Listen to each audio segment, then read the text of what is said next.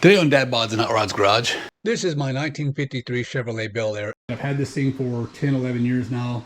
A plain Jane. Well, it looked like this on the outside. It was the paint and chrome and all that stuff was on it. It had factory wheels and little hubcaps. Had an inline 6-cylinder, 2-speed automatic transmission, 1-piece rear end drive shaft unit, and I changed all that out. First thing I did was ripped out all the drivetrain. I put in a Mustang 2 front suspension unit on it with the manual rack and pinion. I did the LS motor and 480E transmission, the Ford 8.8 rear end with disc brakes, new Posey springs. I got Caltrac traction bars. I have exhaust coming down from the turbo, which is a VS Racing 7875. So it starts as a factory cast manifold on the driver's side, crossover pipe, wastegate, then it comes up to the log manifold, and then the exhaust exits. And where it exits out, there's an electric cutout under the car about here. I don't know if you can see it or not. Electric cutout down there, and then from there, I got full exhaust ran out the car, and it runs all the way out to the back tailpipes. So it gives it that classic hot rod look. People would take these cars and put a V8 in them. They would throw these tailpipes on them.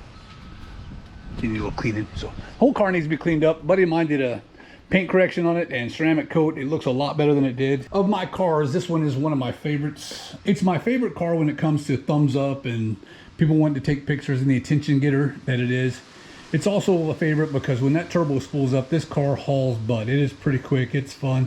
It's not as fast as everything out there, but for a 53 Belair, she went 11 flat at 118.25 on 10 pounds of boost. And I haven't been able to turn the boost up. I've got fueling issues. I need more fuel delivery, and I'm trying to sort that thing out the best way to do so, and I haven't done it yet. Anyway, so that's that. This is pretty much my stable. There's the Chevelle. Everybody knows the Chevelle. There's my 53 Belair, and then my 01 Corvette Z06. Okay, so the plan is to take this car on the Hot Rod Power Tour 2024. But to do that, I've got to put on new tires. So I've had these tires on this car for 10 years. Though I've only put about 7,000 miles on the car since I built it. These are pretty old. I'm going to check and make sure my brake pads are still good. The electric windshield wiper, put this unit in. These two headliner bows popped. I see about getting those fixed, but if it doesn't happen, it doesn't happen. Inside's just musty and needs to be cleaned out a little bit. I've got the harnesses and of course my wing windows. I don't have air conditioning or heat. I'm going to change out the battery box for this box.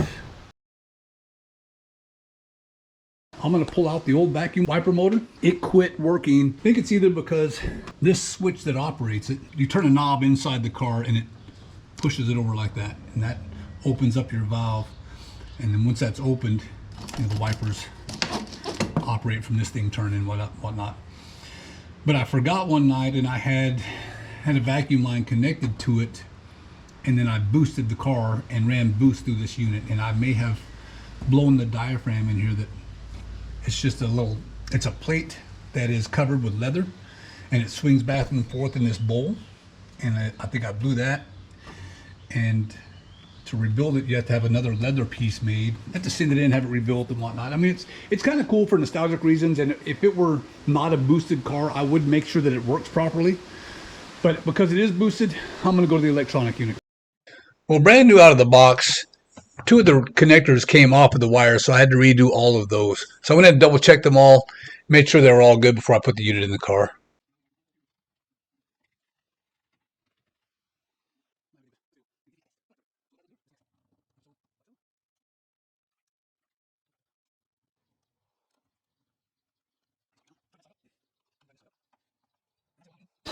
The factory wiper switch, which was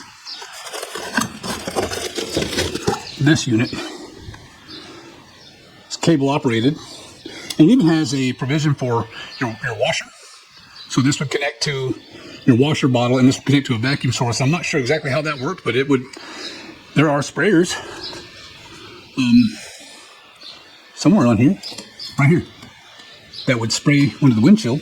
So I'm not gonna have that option now. So the new switch is this unit, and it's gonna go right back in the same hole.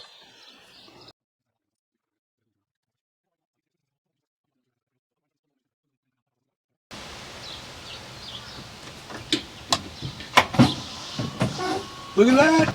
I got wipers. Put them on high speed.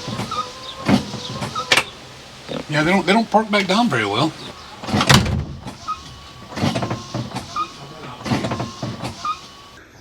The windshield wiper motor is in, and that works really well. It works really good, 2-speed. But when it stops, it does park, but it parks about here, and the wipers kind of, they walk a little bit. So I need to adjust where park is, and that's going to be adjusted underneath the dash where the cables are that go to these arms here. All right, so today we are taking the 53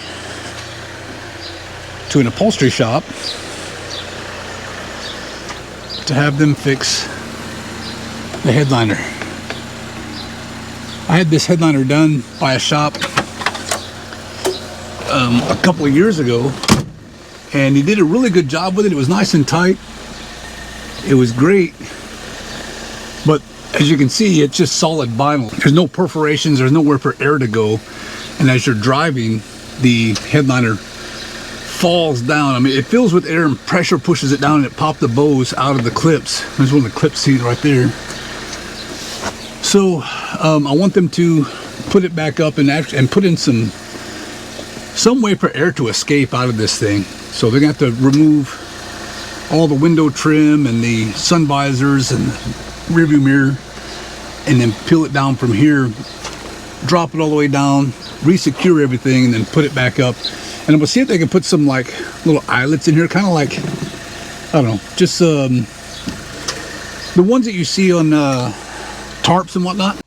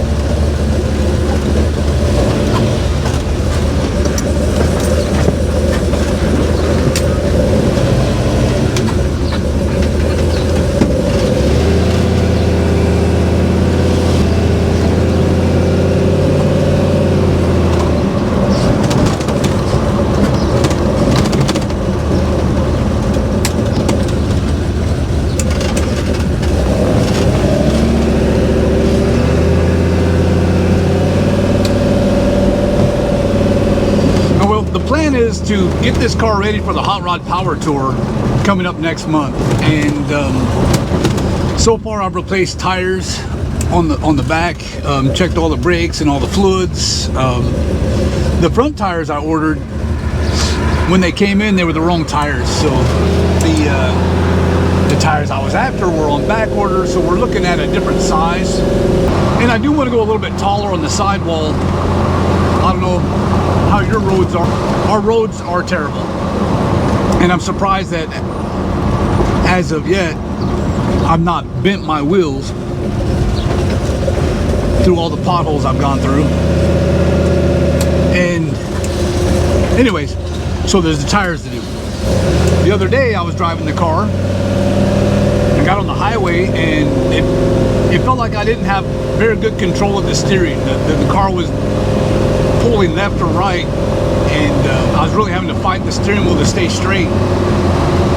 So I put the car up in the air when I got home, and got to checking the tie rod ends, inners and outers, and it's not a tie rod end, inner or outer, it's the rack itself. Something inside there is bad, and it's allowing that play in the steering. So I bought another rack and pinion for this that I've got to replace as well, and I'll be doing that here pretty soon. I bought a used one from a gentleman online. It's a Flaming River unit he'd put in his car, and mine's a manual rack, and his was a manual rack, and he was having a tough time steering the vehicle, so he put on a power steering rack in its place and put this one on the shelf. So it has very little mileage on it. So it's going to fit my car perfectly. It's basically a brand new unit, and it was half the price of a new one, if that. So anyways, on my way to a upholstery shop. This is the upholstery shop that did the the headliner in the Chevelle and the seats in the Chevelle. They did a really, really good job on it. I took this over the other day, asked him if he could repair the headliner in this, and he said, sure, bring it by. And here we are. So this little upholstery shop is between a little car dealership and a strip club. But they do exceptionally good work here.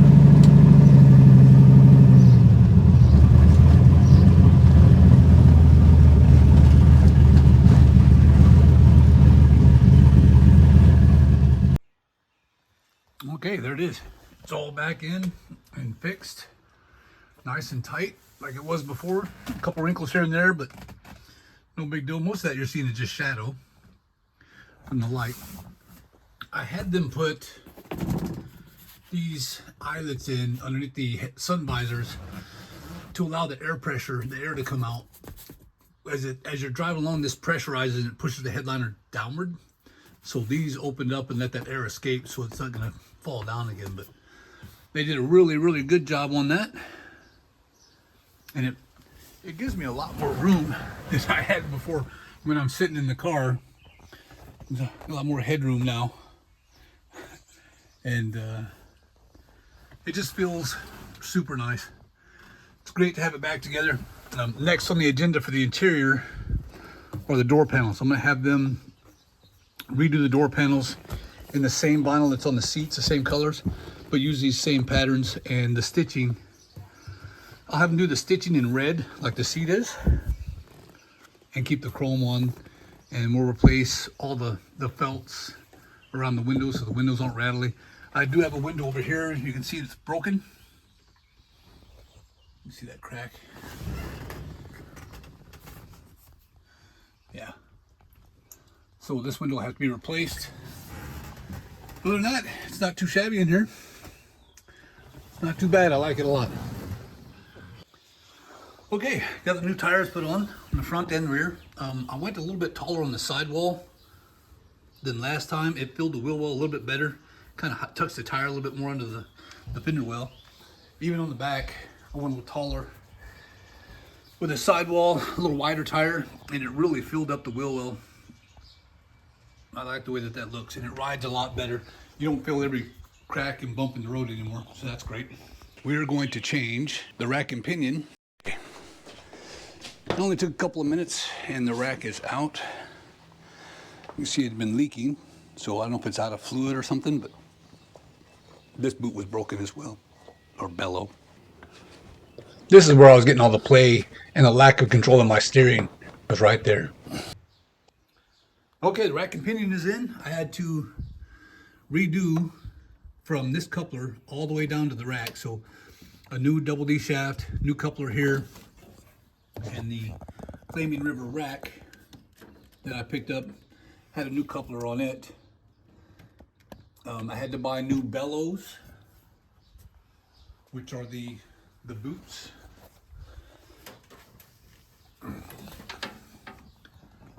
I had to buy new bellows. It had new outer tie rods, so I didn't have to use the ones that I had, and I had the alignment done. The steering is more sensitive. It steers really well. I can let go of the wheel. She's straight down the road. There's no play, no wobbling. It's really tight, and it's much better than it was.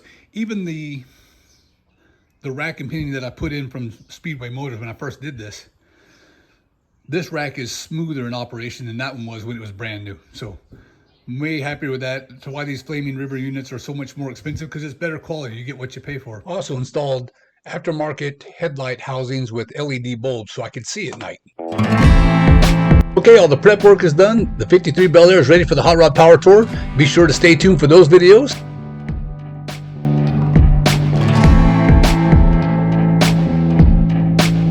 Be sure to like, share, and subscribe, and we'll see you on the next one.